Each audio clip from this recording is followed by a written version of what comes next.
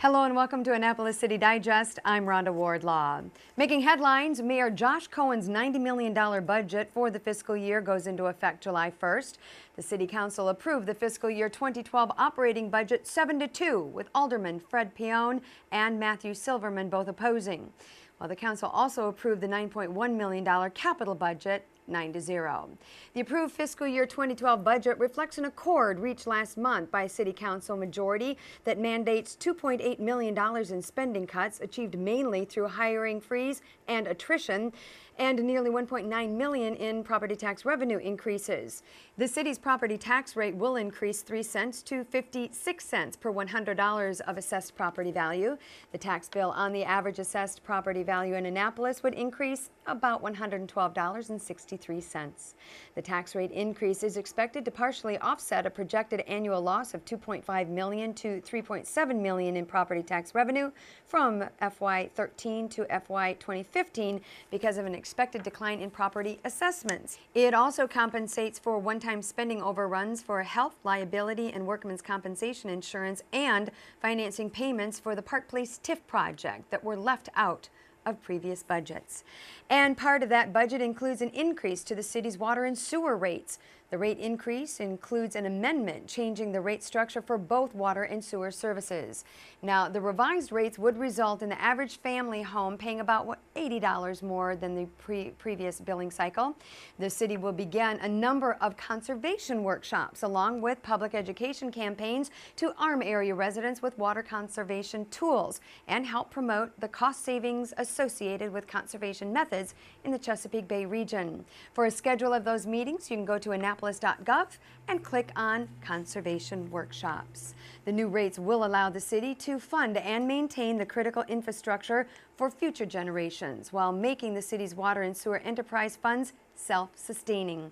This rate structure will also eliminate the city's dependence on the general fund. Well, also going into effect on Friday, July 1st are the new transit fares. The base fare would increase by 50 cents to $1.50, and the fare for seniors, students, and riders with disabilities will increase by 25 cents to a high of 75 cents.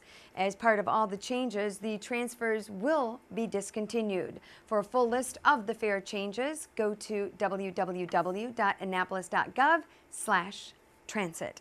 And speaking of Annapolis Transit, don't forget to get in the loop on July 1st when the city launches the Annapolis Circulator Shuttle. 3 downtown shuttles will move individuals from our city's 3 participating garages, which include Gotts, Knighton, and Park Place, around the downtown area where the public shops, eats, and works. The service, called the Circulator and nicknamed the Loop, leverages existing transportation and parking resources to move the people with ease and efficiency while creating a broader perspective of what the downtown area is. The Circulator will loop through the downtown from Park Place, Knighton, and Gotts garages along West Street, down Duke of Gloucester Street to City Dock.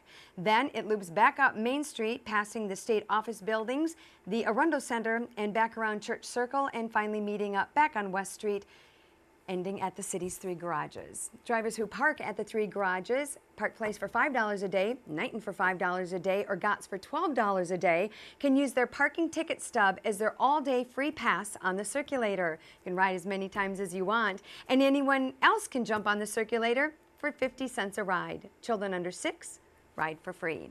Now, the Circulator will operate 7 days a week, and you can ride it Sunday through Thursday from 7:30 in the morning until midnight, and on Friday and Saturday from 7:30 a.m. until 2:30 the following morning. For more information, call 410-263-7964 or go to annapolis.gov/transit. The Circulator is part of the Department of Transportation and the Annapolis Transit, where their motto is, "It's time to ride."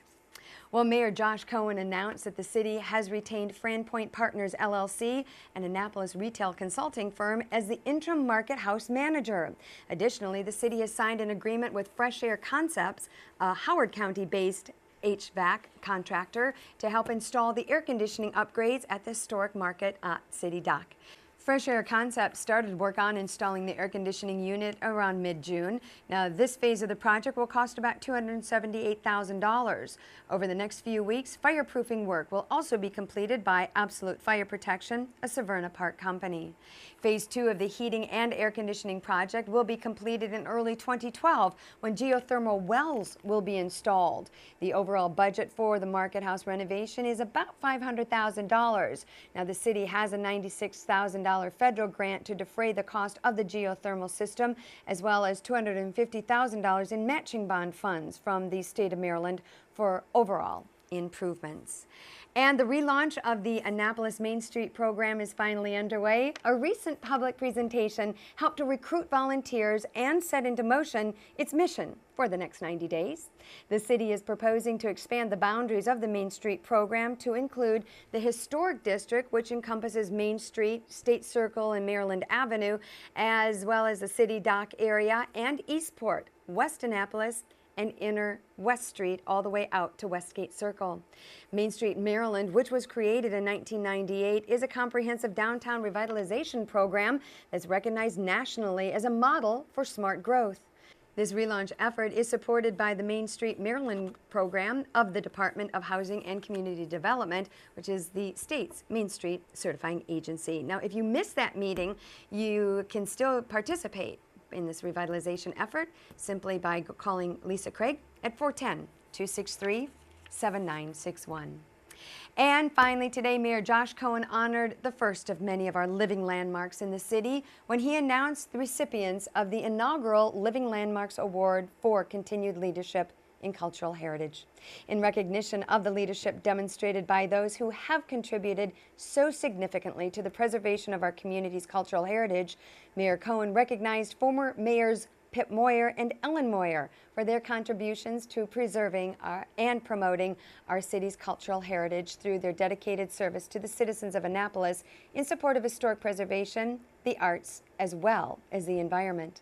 Now, he also recognized Yevola Peters for her contribution to preserving the city's significant African American heritage, educating its youth to the value of community service, and providing a voice for affordable housing tenants in our area. The awards were presented at the Banneker Douglas Museum, home to the Maryland Commission on African American History and Culture, as well as the co-hosts for the wonderful event. Well, folks, that wraps it up for this edition of Annapolis City Digest. If you have any questions or comments on any of the stories that ran on today's program, please feel free to contact me at rwardlaw@annapolis.gov. I look forward to hearing from you. We hope that you'll keep in touch with us so we can keep you up to date on what's happening in Annapolis. We'll see you next time.